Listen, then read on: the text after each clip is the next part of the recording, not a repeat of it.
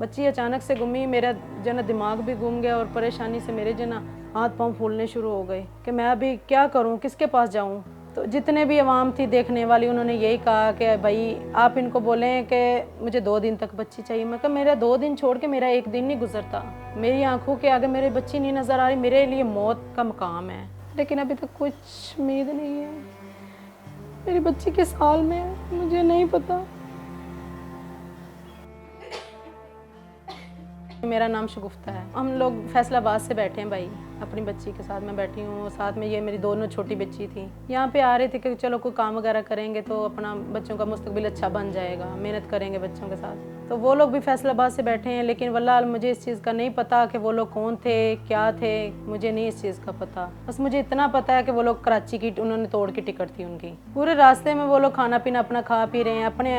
मतलब 2 मर्द थे, 2 औरतें थी। उसकी बीवी का नाम शैला था और एक नेहा फातिमा, और एक उनका आदमी का नाम अजहर था। तो जैसे मसलन के सारा सफ़र गुजर गया है, दिन भी गुजर गया, रात आधी गुजर गई है। खाना पीना मैंने खाया है, बच्चों को जैसे भी है। मेरी थोड़ी देर सखरोड़ी तक आए हम लोग, आँख लग गई है मेरी।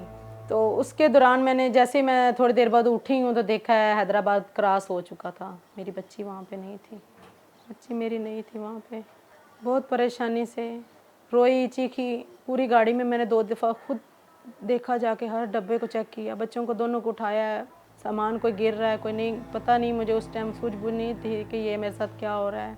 बच्ची अचानक से गुमी, मेरा जना दिमाग भी घूम गया और परेशानी से मेरे जना हाथ पांव फूलने शुरू हो गए कि मैं अभी क्या करूं, किसके पास जाऊं। पुलिस वालों को बताया, उन्होंने फिर मैंने बोला जो टिकट हुई है हमारी, ऑनलाइन टिकटें हुई हैं, तो आप ऐसा करें ना, आपने मेरा भी NIC लिया था तो आप उनका भी डेटा निकालें। उन्होंने कहा ठीक है। उन्होंने डेटा निकाला, उसका शनाख्ती कार्ड नंबर जैसे निकला।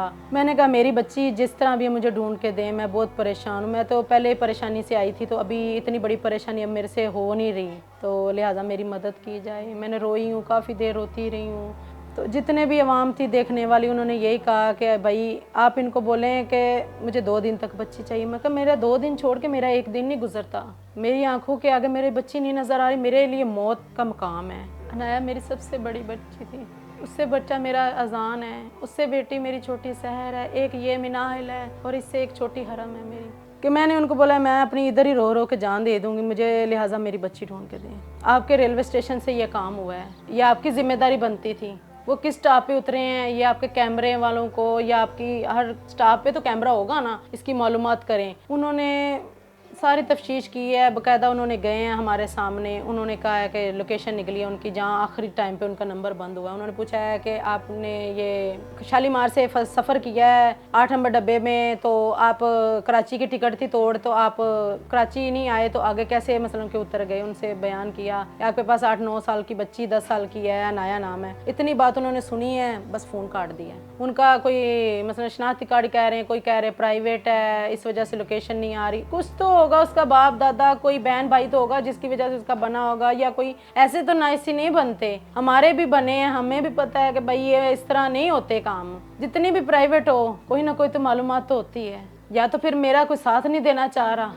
अपील है मेरी मरियम नवाज से भी और बिलावल भुट्टो से भी, उसका सिंध का इलाका है, मुझे ढूंढ के छानबीन करके जिस तरह भी है मुझे लिहाजा मेरी बच्ची चाहिए। मैं इस टाइम बहुत परेशानी में हूँ। मरियम नवाज से भी अपील है मेरी कि मैं बहुत गरीब हूँ, बहुत मजबूर हूँ, इस टाइम मेरी मजबूरी का हल किया जाए, नहीं तो मैं अपने ना, मेरे जिस तरह हालत हुई है ना, मेरी जान निकल जाएगी। जैसे पुलिस के ये कह रहे हैं लगे हुए हैं, कुछ ना कुछ कर रहे हैं, मालूमात ये कह रहे हैं, लेकिन अभी तक कुछ उम्मीद नहीं है।